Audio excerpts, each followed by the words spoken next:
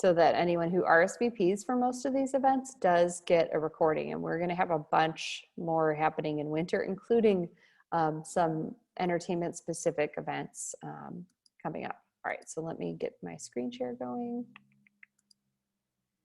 And I do have a dog and children, so I will likely be interrupted, just a heads up. But I'm also happy for you guys to interrupt me with questions or any concerns you have in the chat, or just unmute and pop it in there.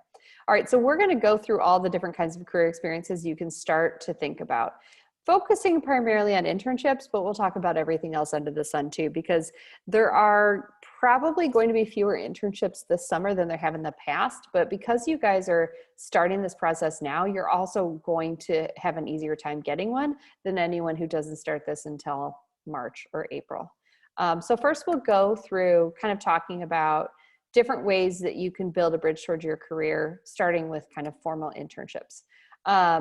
So the first thing to know about internships is, sorry, I'm on view only. I hope the screen is a little weird. Let me see if I can present full screen. Okay, great.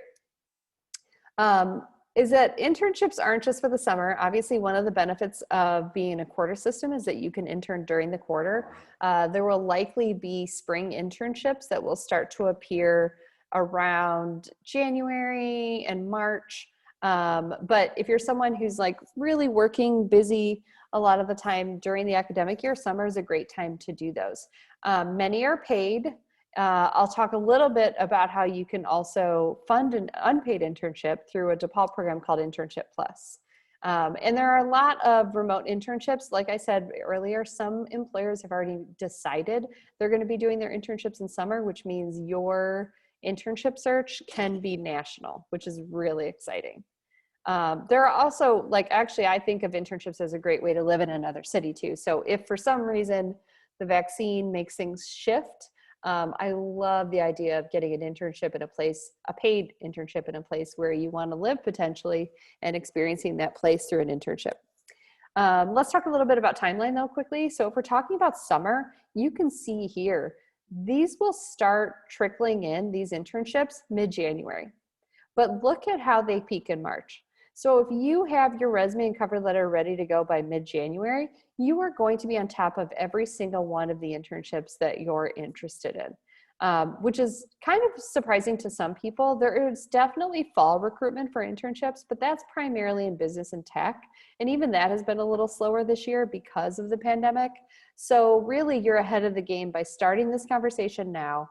I would recommend spending the first week or two in January getting that resume and cover letter ready to go, and then you can just execute. And we'll talk a little bit about how to make that an efficient process, because you'll probably be applying to over 40 internships, depending on the kinds of internships you're interested in. That being said, those internships peak in March. There are plenty that get posted in April, and then there's even a good chunk that get posted in May. So if I'm working with a student and they don't have an internship by mid-April, that doesn't mean they're not going to get one. They continue to be posted. And then once you get into the summer, then we see the fall internship cycle start. And that's, you can see how it kind of continues the rest of the year that way. And then we circle back to March again. All right, so one of the things you have access to is a tool called Career Explorer. This is really appropriate for someone who's really interested in assessing what are my interests, what are my skills, etc.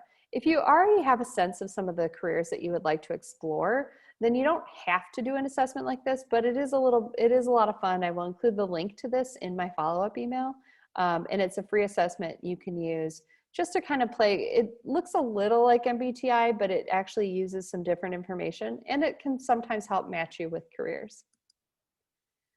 All right, we'll talk again about tactically about internships in a little bit, but I also want to go through some of these other types of experiences you can have on your radar.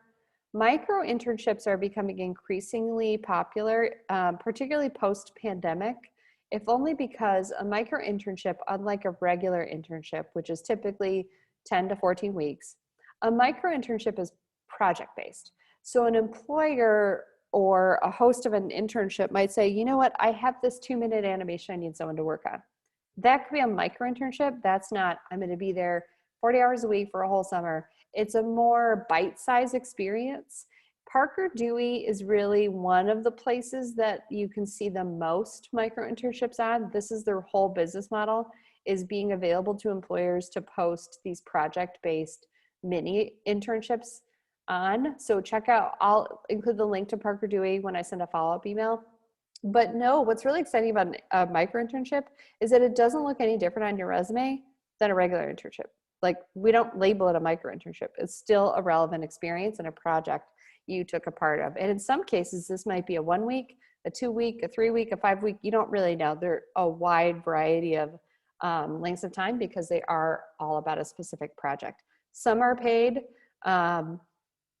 It's a little harder. Like, if it's unpaid, it's a little harder to get funding for a micro internship because typically the internship funding requires a certain number of hours. But some are paid and some are just worth it for the experience that they bring you. Questions about micro internships? Hi, Margaret. I think I cannot see the screen moving. It's just the first page in my screen now. Okay, Yeah. thanks for giving me a heads up. I'm gonna move. I'm in my, this is just the details of Canva. Oh, okay. Oh, okay. Thank Sorry, you. I'm gonna switch to my other Canva account. If you guys aren't using Canva, it is truly the best presentation design tool. And you can teach yourself Oh, graphic design with Canva. All oh, right. nice. So I'm going to get into intro to career experiences. This, hopefully, it might be that I had a different access to it. Okay. Okay. Present. Okay, so you can see slide 1. Oh, yeah. Can you see Thank slide you 2? so much. Okay. Yeah. Yeah. I saw. 3, this is where I talked about Yeah. internship programs. Sorry, you guys didn't see the timeline. Okay. Yeah. Okay. Illustration Understood. you really needed to see when I was just Yeah. talking at you. You can see March is where that peaks. Yeah. Okay, Career Explorer, I talked about that. Micro Mm-hmm. internships, you can see the link down here to Parker Yeah. Dewey. Okay. They host, you should never pay for an experience and you should not pay to access anything. So when you get into a job board like Parker Dewey, the employers are the ones that pay for that, not the students. So don't ever pay to access a list. There's a website called entertainmentcareers.net. They have one of the best listings of internships and opportunities in media and entertainment. I love it. Don't ever pay to join it. There's Okay. a free way around it, and I'll show you that in a little bit.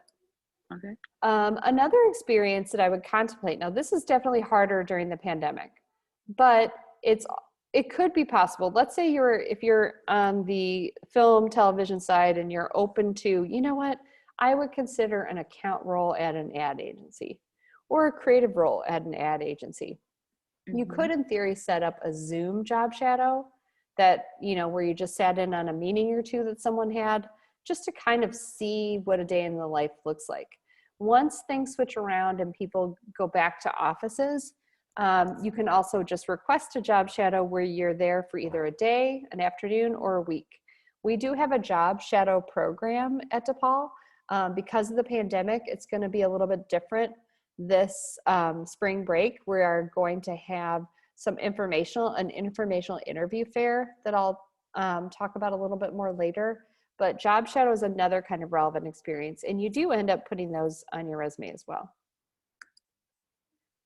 For any of you who are currently employed, again, during the pandemic, this is a little more challenging, but let's say you're a retail sales associate. I know stores are still open. Depending on the store, you could ask if you wanted to gain a particular skill, you could ask the person you report to if you could help do a little bit of merchandising, or if you could help them with scheduling. Depending on the skill you're interested in, you can seek some of those skills in your current job. Now, if you're working right now for DoorDash or Instacart, that's not really possible, right? I mean, you're building transferable skills, we know that, but this is something that you can do, particularly post-pandemic in whatever job you are. We have some student employees who are like, I really need some more portfolio for my social media work or my videography work, and we can kind of help them create projects to do that. That's one of the benefits of working an on-campus job. Is our whole goal for our student employees is that they build the skills they're interested in. The other thing, and this is particularly useful for anyone in a creative industry, is really taking on your own projects. Now, Now, these are obviously not typically paid, but you can decide for yourself, you know what, I need to make 10 30-second animations, or, I mean, that's a lot of work. I need to take on a personal project. Maybe I'm going to create a website that full of portraiture, or a website or a logo for a nonprofit. Like, that could be a personal project that you're passionate about, or it could be a volunteer opportunity. So if you care about a particular issue, you could find a nonprofit that you either have a relationship with or you don't yet, and you can volunteer. Hey, I'd love to take some video of the, I don't want to say protest because that sounds like you whatever. I want to take video of an activist event or something like that, and you could have that for their social media. So there's a lot of opportunity to do your own thing in the summer. That is a way to move your career further. I work with a lot of students pre-pandemic who really liked traveling in the summer. There's a way to add a project to your travel that builds up some of the experience you have and creates more of a portfolio for you, depending on the kind of area you want to go into. Here's one of my favorite ones, and you guys should definitely consider this one. This is, I call it a make your own internship, or a backdoor internship. So rather than only applying to internships that are posted that you see, you can actually approach an employer, especially a nonprofit, and say, I'm applying for funding for my institution for an internship. Would you be willing to host if I get that funding? This works great for companies that can't afford to pay interns and typically wouldn't hire them. So I could go to, like, for example, the Chicago Film Office has an internship. It's unpaid. They actually advertise it. But you could also approach someone in the Chicago Film Office or at another media place and say, hey, I'm applying for summer funding for an internship. It's for any unpaid internship. If I get the funding, will you host me? People can say, it's hard to say no to free labor, especially if they don't feel the guilt because they know you're getting paid. This is one of my favorite strategies. You can do this for any academic quarter because I'll say this, the winter quarter money has already been given out, but if you're contemplating, you could do this for spring, because we have a program called Internship Plus, and you could apply for funding for an unpaid internship. So you would apply and say, hey, Facets Media has already agreed to host this internship if you give me the funding. And then you basically get paid for an unpaid internship up to a certain amount of money. So that's one of my favorite ways to do an internship. These dates are old. The applications for winter were due November 30th. So for spring, you've got plenty of time to plan in advance, and you can get them for the summer. In the summer, you don't have to be enrolled in an academic course to get the award, but you do have to be enrolled for fall. So if you were completing your degree, let's say in June, you wouldn't get the summer funding because it's only for people who are continuing in fall. Any questions about Internship Plus or soliciting your own internship? Yes, I have question about Internship Plus. If I am an international student, can I apply for this? Yes, undergraduates right now only can apply, but international students can apply. They do map need into it, but what I love about this opportunity, and we do hope to expand it out, what I like about this opportunity is we ask you to describe your actual need rather than just relying on FAFSA or whatever. We have you say, well, this is the number of hours I would lose wages from, or this is how much my commute would cost. So, but it's undergrad only right now. I should have included that. Oh, undergrad. Okay, thank you. We are hoping to expand it out though, and we are currently in a campaign to get more funds for different opportunities. Some other things to be aware of are, particularly in different industries, there are organizations that help create pipelines into internship opportunities. So the T. Howard Foundation is focused on improving the participation of diverse and underrepresented groups in media. Their timeline is fall. They're one of the few, like I talked about timeline for summer before. There's a couple things that happen in fall. T. Howard is one of them. Another one is Urban Outfitters internships. Urban Outfitters in anthropology, they have a deadline of like November. So there aren't too many of them, but there's a couple. And I just like people to know organizations like this exist in different industries. Of course, we can help you get your resume and cover letter together. But what I want to do is go into the real tactical advice we give students who are seeking internship opportunities. Let me find it. I have to change my account again. While I'm doing this, any questions right now about some of those career experiences I described? Let me find my... So what I want to get into now is talking about some of the tactics, right? If I, like, particularly because I've told you, you're going to be applying for a lot of internships. I'll get into a little bit of the tactics and we'll talk a little bit about where to search. One of the first things you want to do is make sure you're very aware of what skills you have, particularly since you're planning for summer. You have time to realize, you know what, every single application I see says I need to know Photoshop. I'm going to play with Photoshop for 10 minutes and then I'm going to add it to my resume. You have the time to really cultivate knowledge around what skills you need and what skills you already have. So take the time to do that now. And then really what we do in the Career Center, we're kind of like skills whisperers. We make sure that those are all reflected on your resume. And like I said, be prepared to upskill. If you are in this search and you're seeing Photoshop, you're seeing Canva, you're seeing CSS, give yourself 30 minutes to watch a YouTube video on how to do it and then add it to your resume, because we don't want skills to be a barrier. Employers are looking at skills before major for very good reason. I'm sure you guys are getting the craziest jobs pushed at you on Handshake. That's not a mistake. That's because the employers that are posting those jobs are not checking majors. They're only asking for a certain level of skill. The other thing that you guys have time to do, and I actually think this is kind of a good time for this, is to actually start networking. Because by the time April, sorry, my heater's on, I gotta take it down a notch. By the time April rolls around and you're really desperate for an internship, it's gonna be harder for you to approach someone and say, hey, I'd like to hear about your experience at this company, and to start to build connections in some of the employers you're interested in. This is the perfect time. You literally would reach out to someone at, let's say you've targeted CBS or WTTW or something like that. You'd reach out and you'd say something like, hey, I'm a DePaul student. I'm in the process of really doing some career exploration. I'd love to hear a little bit about your experience. You know, if you have 15 minutes for a quick call, that'd be great. If you don't, I understand. You can do that right now, and it's really low key.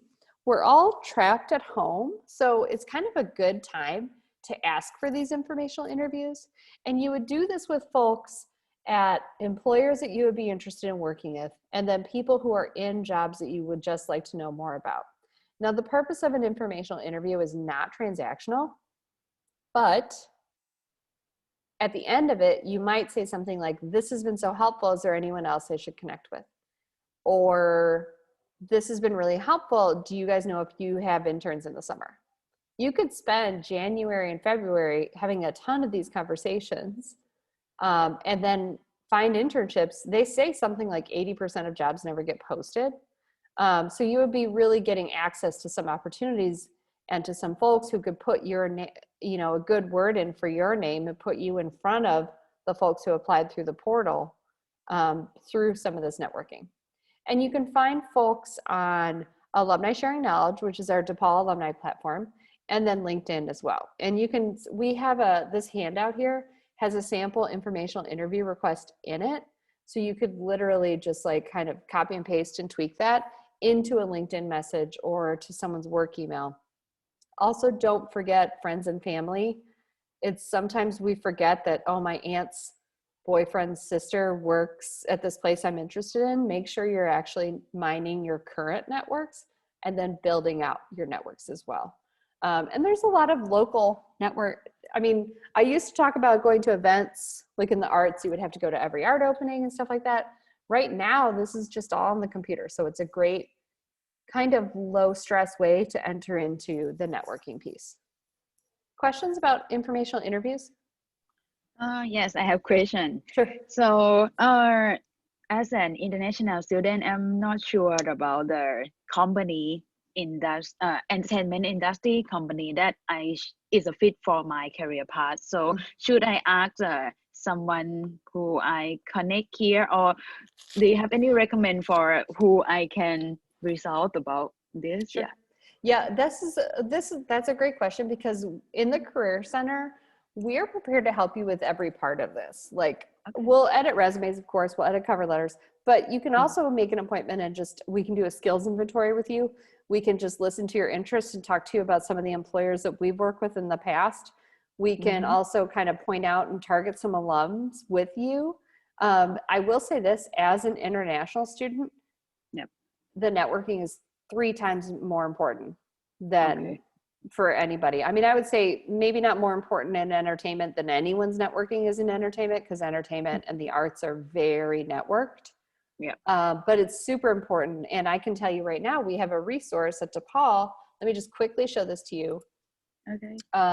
For folks who are curious about what organizations ever sponsor, depending on what your sponsorship needs are, we have a section on our website where you can access a list of employers who have requested visa sponsorship.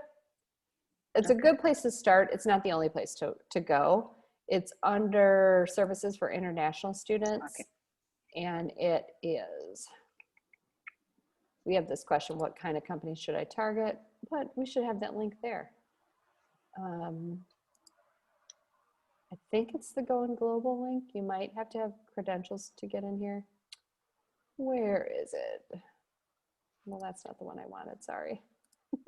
I'm gonna have to find it. I'm gonna find the exact link and I will include it in the follow-up email that I send to you guys.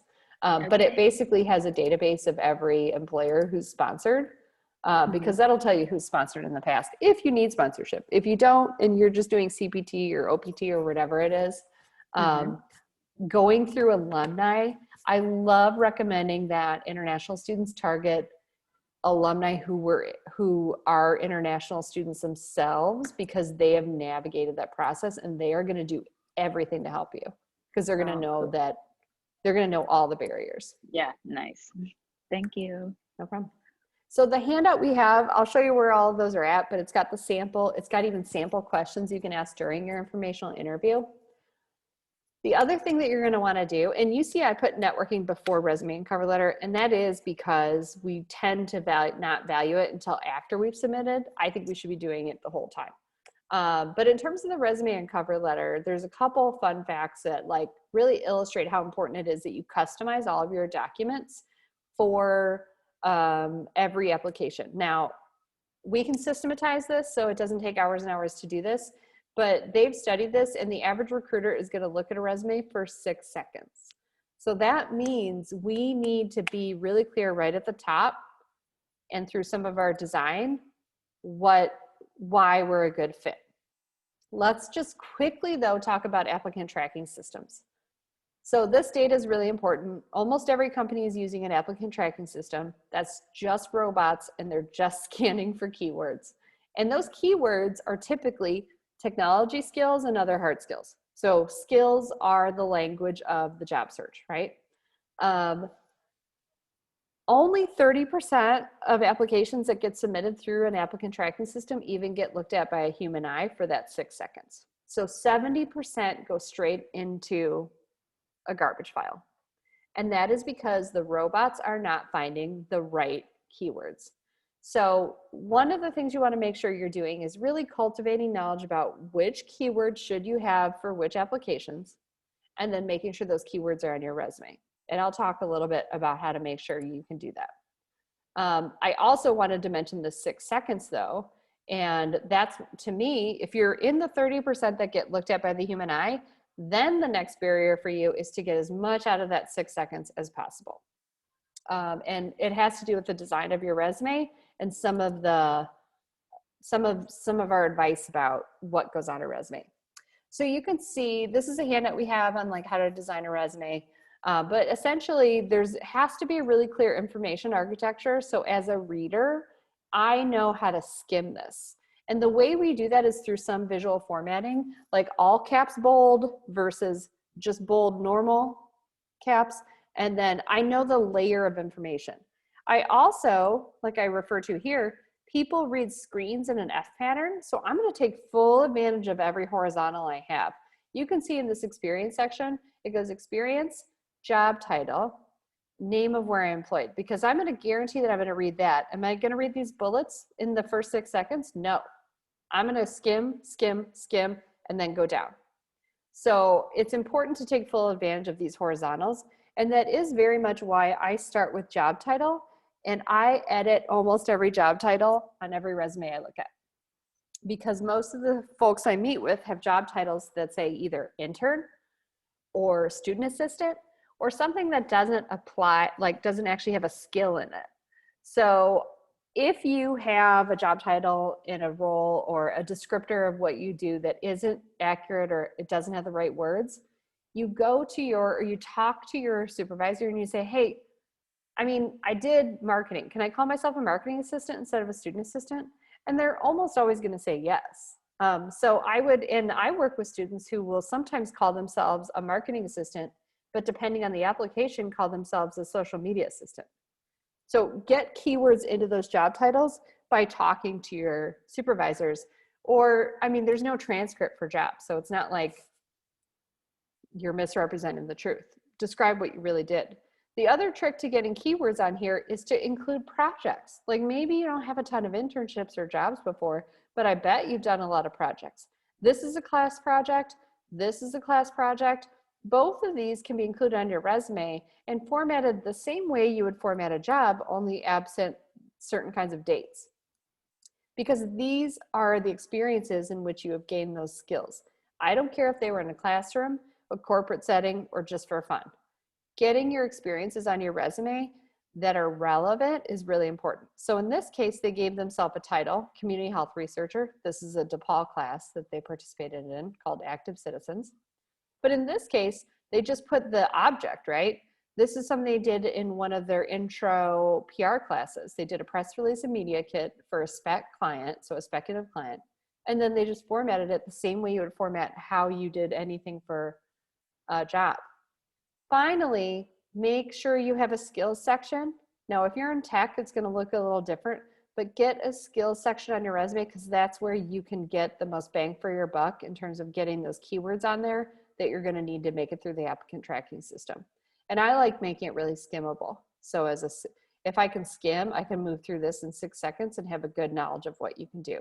You'll see I separated technology and skills because in this case, I might know Google Suite or Office, but I also basically know the skill of project management or writing and editing. I can have hard skills on here and technology as separate sections. I don't typically put soft skills on a resume. So we have this handout. I'm going to include this in the follow-up email.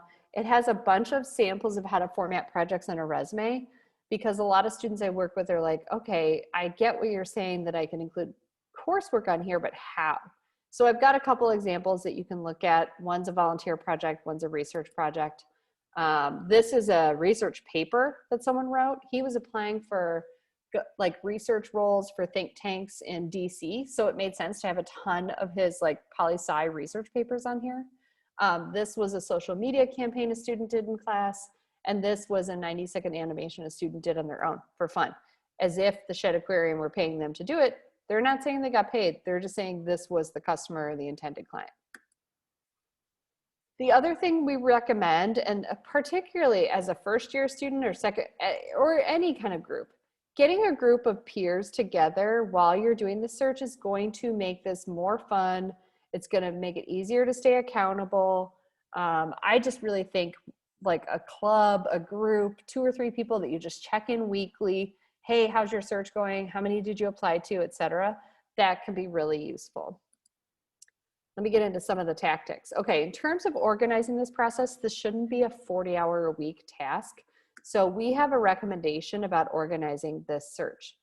And I really start with a Google Sheet because I like to share this, you know, like when I'm working with folks and I'm connecting with them, I'll dip into their worksheet, they'll, you know, and I'll make notes in there. There's a couple different tabs. The most important tab I want to talk about in here is the actual job or internship tab. It is going to, because you're customizing these for the kind of role you're applying to, the most important thing on this is to have a section on your spreadsheet where you articulate what type of role it is. Because if you, let's say you apply to one that's creative producing intern, and then another one that's marketing intern. The next time you apply for creative producing intern, you're not rewriting your cover letter and resume. You're using the one that you've already done for this other employer, but it's impossible to remember which one it is unless you're labeling them. I also think it's important to label your interest level from 1 to 5, because this spreadsheet is where you keep the internships you might apply to, not all the ones that you do. Because you're going to be collecting these on and off, and I don't want you to have to think hard, was this the one I love or was this the other one? So give it a score. Record the posting date, because I think you'll want to prioritize ones that were posted more recently, because not everyone removes internships. You might see one that was there 30 days. I don't know if they're still hiring, but if it was recent, there's a better chance. Now, some internships do have deadlines and you can use those, but keep in mind that on Handshake, the expiration date is not the same as the deadline. That's actually when that post disappears. That's just expiration. So I would assume most deadlines are rolling deadlines, unless they say somewhere else.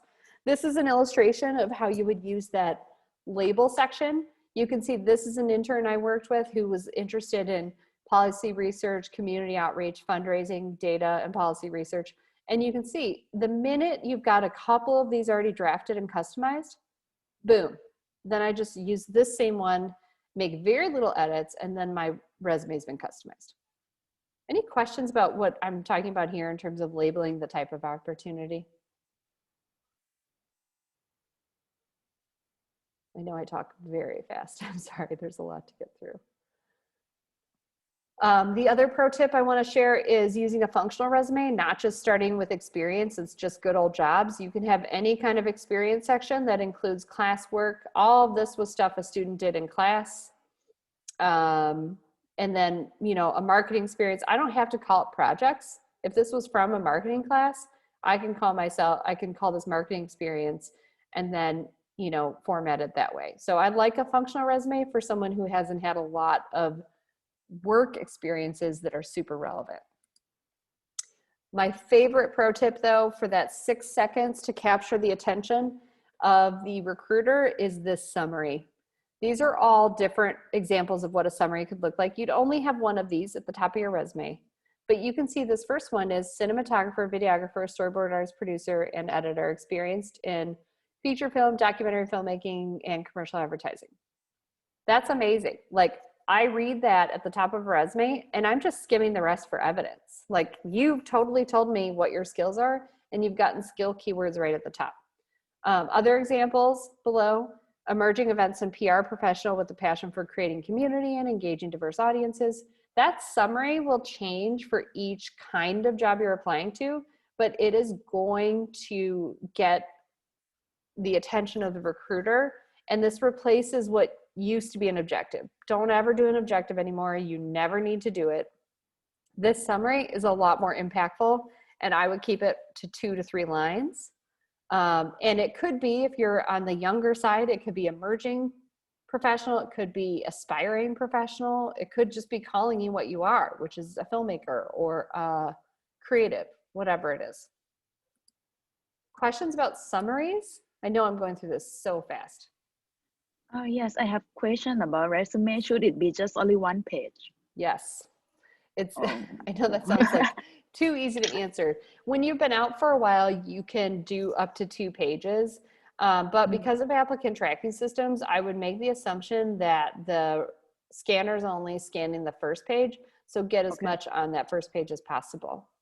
But yeah, I have a 2-page resume and I've been in my career 20 years.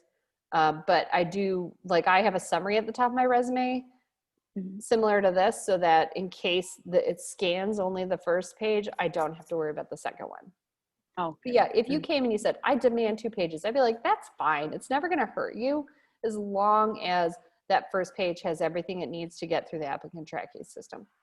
Yeah, because now I'm just a graduate student. I have like an educational background about three universities, so it might a bit longer in the first page. Yeah. You'd be surprised what we can help you with formatting wise though. Okay. Okay. I Yeah. know, but yeah, if you have 2 pages, it's not a deal breaker. Okay. The other thing I want to show to you guys is this fabulous tool that mimics an applicant tracking system. This will be a link that I share with you guys. I'm going to load an example. This is just an example. This mimics an applicant tracking system and it identifies all the found skills. My favorite thing it does though is if I put in here a job title, it's going to load all the optional. I'm going to do media assistant.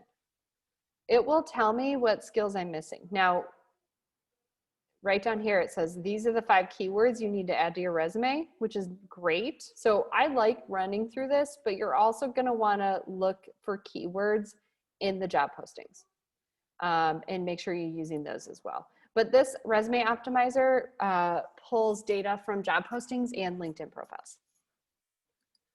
Whew, okay, I got one more big pro tip. Sorry, I know I'm throwing a lot at you. And there's way too much text on this slide, but you'll get the slide deck and you'll get to read it. This is my favorite pro tip of all the pro tips. If you see an internship that's posted or a job that's posted and you apply through the applicant tracking system, if it's something you really want, I would recommend sending it directly to the hiring manager, meaning the person who this role would report to, as an attachment with a sample like this. Hey, I recently applied for this role. I wanted to share my application materials directly with you. I'm really excited about this. Thanks so much. Boom. You have gone around the applicant tracking system and you've gotten your materials directly in front of the person. Is it work to figure out who they report to? Yeah, that takes a lot of time. And there's a lot of tips and tricks that I'm not going to be able to go through, but that's just a recommendation I make to anyone figuring out if it's an internship, who coordinates those interns. Maybe send it directly to them. I always include something in that note, like if this has gone to the wrong person, please feel free to forward to the right one. But this is my favorite pro tip. People have done this to me when I've been hiring at DePaul, and it's not impolite, it's not rude. It's so convenient because I can't log into our HR portal and see applications. I can't. I don't have access to it. HR sends me 10 applications at one time every 2 weeks. So I don't know if you applied 9 days ago, I don't even know.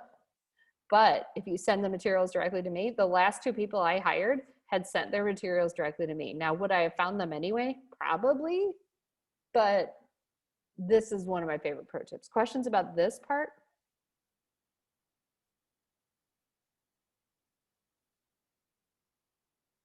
I don't want to I feel like sometimes I present so much information, it's very overwhelming. I know, it's helpful. Yeah, very helpful information. Thank you. I will be sending you guys this deck. Yeah. Also, we're open Monday and Tuesday of next week. Then we're closed for a chunk of time. But what I really want to take you to is this career library. Let me actually get out, because there's a lot of stuff you can do between now and when you get an appointment. If you go to, and I didn't talk about, I have some pro tips for you guys. I cannot spell DePaul. That's not a good sign. Career library. Okay. I had a lot of pro tips for you, but I didn't talk that much about, the how-to of the resume and cover letter. But that's because we have all of these great handouts. There's over 50 handouts that give you examples, walk you through, okay, what sections would I have on a resume? Should I have skills? Talking about accomplishment statements, formatting, etc.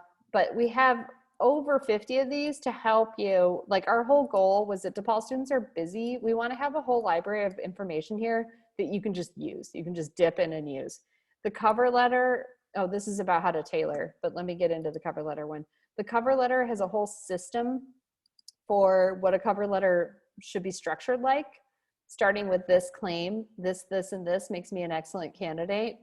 And this is very similar to what I talked about with the summary, only it's right at the top of your cover letter. You include this in the second or the first paragraph, this is what makes me a great candidate.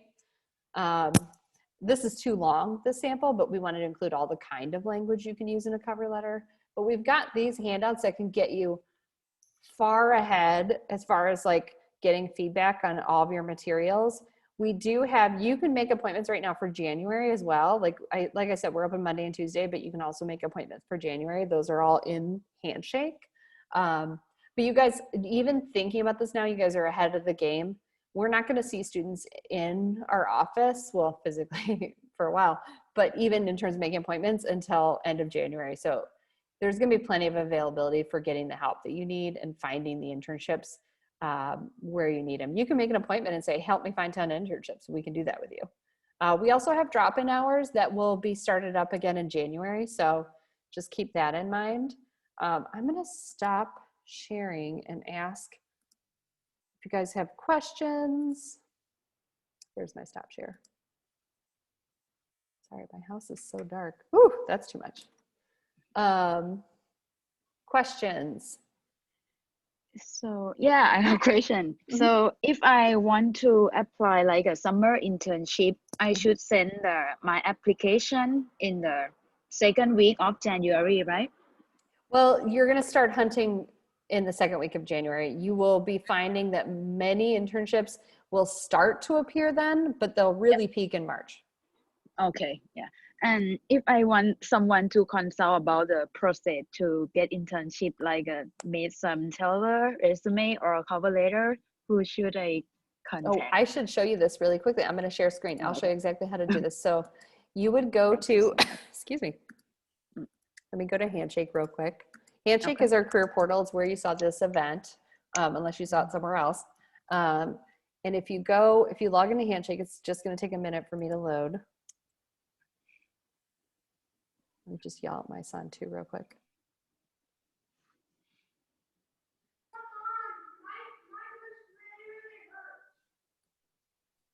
Sorry, we have music lessons in a little bit. Okay, so if you want to, let me show you student view. Let me go to appointment student view. Should have done this before. So I have an admin view, but if you're in the student view of Handshake, you can go to schedule a new appointment. Okay. And then you either pick phone or virtual. And if it's virtual, we'll send you the Zoom link. And then you pick your career community. Are you interested in business, education, healthcare and science, media, tech and design? We're just exploring. One thing to note, let's say you go into media and you see like Amy has an appointment for Monday left. Looks like she's filling up. And then you'll see these blank spots because we're closed. But then you can pop in and you'll see Sydney has a ton of availability throughout January. But if you don't like the times that you're seeing, you can change your community. Like maybe I'll talk to exploration. Amy's actually helping with exploration too, so you'll see her there. And our any advisor can talk to you about a resume. But get into Handshake and then pick the kind of appointment. We have the same times available for phone and Zoom. And then when you get in, they're the same appointment no matter what you're talking about. You would just click in and you would tell us a little bit about what you want help with. And then that you might give more contact information if it's a phone call or a different email address. One thing about Handshake now is we are using Blue Mail as our email. So if you make an appointment in here, you're going to get a reminder to your Blue Mail. So just a reminder. And then you can look for jobs and internships in here. One of my favorite things on Handshake recently that they just started doing, let me put in an employer. I'm going to put in Facets Media. Okay, so Facets Media is a Chicago nonprofit. They have an internship. I can go to any of the employers in here, if I can click somewhere, come on. And I can see reviews. I can go to the employer's site and I can then also see, look at all these students I can message about their experience. And I can go to them, hey, Emily, are you interning there now? Do you know the person who hires interns? Like I can literally communicate peer-to-peer on here, which I'm obsessed with. And you can also do that with different colleges. Like I think a lot of, on the coast, you're gonna have a lot of students from the East and West Coast interning at CBS and places like that. You can peer-to-peer message with people at DePaul or people outside of DePaul as well. So that is a new service. I don't have many testimonials. If you use that service and you like it, just let me know, because I keep telling students about it, but I don't know if they really get what I think they might be getting. I will, sure. Okay, I'm gonna stop recording.